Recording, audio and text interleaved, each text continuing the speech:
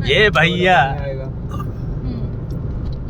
पहाड़ है और पहाड़ पर धुंध बरसात का बूंद लगता ही नहीं है कि ये पहाड़ है या बारिश की बूंदें हैं।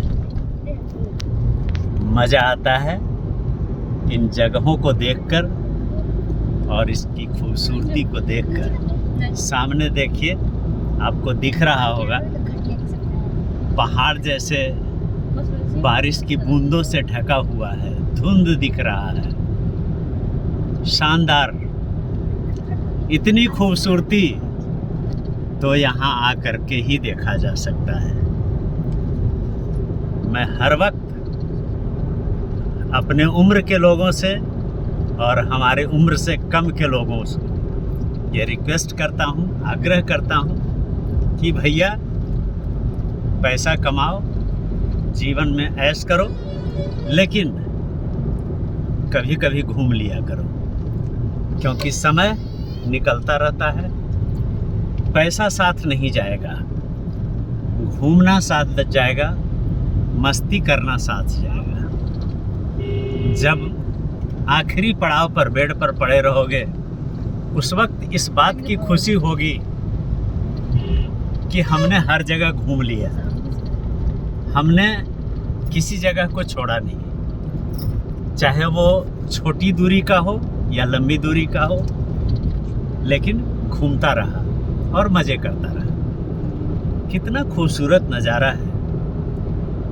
पहाड़ बारिश की बूंदों से ढका हुआ है, ओस की बूंदों से ढका हुआ है, और लगता है जैसे कि बारिश की बूंद और पहाड़ एक दूसरे से प्यार में पड़े हुए हैं, एक दूसरे में को आलिंगन में लिए हुए हैं। ये खूबसूरती शायद और कहीं नहीं मिलेगी। और इसीलिए मैं हर लोगों से कहता हूँ कि कभी भी निकलो अपनी व्यवस्था से, चाहे वो साइकिल की व्यवस्था हो या मोटरसाइकिल की व्यवस्था हो या जिस व्यवस्था से हो, लेकिन सड़क मार्ग की व्यवस्था हो, क्योंकि सड़क मार्ग की व्यवस्था में जो मस्ती है वो और कहीं नहीं है। मैं अभी 2-3 जगह चाय पिया हूँ, थोड़ी देर इंतज़ार कर रहा हूँ कि अगला चाय का ढाबा कहाँ मिलेगा। जहाँ भी चाय का ढाबा मिलेगा वहाँ बैठूँगा, मस्त होकर चाय पीऊँगा और ये नज़ारा दिखाता रहूँगा। देखिए कितना धुंध भरा हुआ है। मस्त रहिए, स्वस्थ रहिए, घूमते रहिए, पैसा कमाते रहिए, लेकिन घूमते भी रहिए।